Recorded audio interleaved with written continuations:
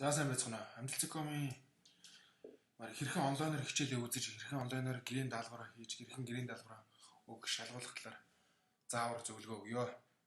За эхлээд энэ киберцэг амжилтцгком гэдэг яг энэ тухайн сургуулийнхаа нэрээр энэ сабдомен нэрээр сабдомен буюу өмнөх энэ домен нэрийг бичээд жишээ нь амжилт кибер сургууль бол киберцэг амжилтцгком гэж хэлж байгаа. Оюунлаг сургууль чинь оюунлаг цэг амжилтцгком гэдэг ч юм уу гэж сабдомен нэрээр бичиж ороод тэгээ юзернейм пассвордаа игээд нэвтрэх тавьж дараад за тэгэнгүүт энэ миний утас руу оронгоо шууд энэ юунууд нь хийж байгаа. Профайл хэсэг нь хийж байгаа. Тэгээ найзууд хэсэг рүү орж болж байна. Чат хэсэг рүү ороод багш энтертэйгээ чатлаад явчих болно гэсэн үг. За хичээлүүдийг дөрөв орох юм бол одоо энэ 3 дугаар анги хүүхдийн 3 дугаар анги хүүхдийн ордог хичээлүүдний дээр ингээд ерөнхий хичээл нь байж энэ цаашаа гараад дэлгэрэнгүй хичээл нь байж гэсэн үг.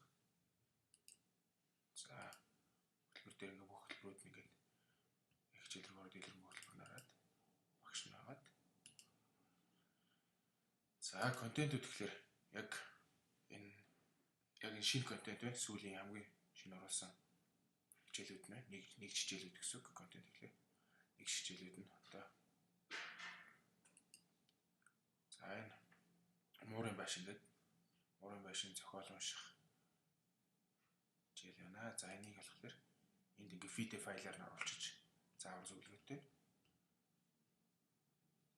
За энд нь болохоор аудио MP3 файлаар оруулчих. Хаахгүй дээрээ хэдэн банз вэ? 3 удаач гэлээ. За хүүхд бол ингээд энэ хичээлийн аудио видео PDF хэлбэрээр төрлөөр хэлбэрээр ингээд үзээд явах боломжтой байна.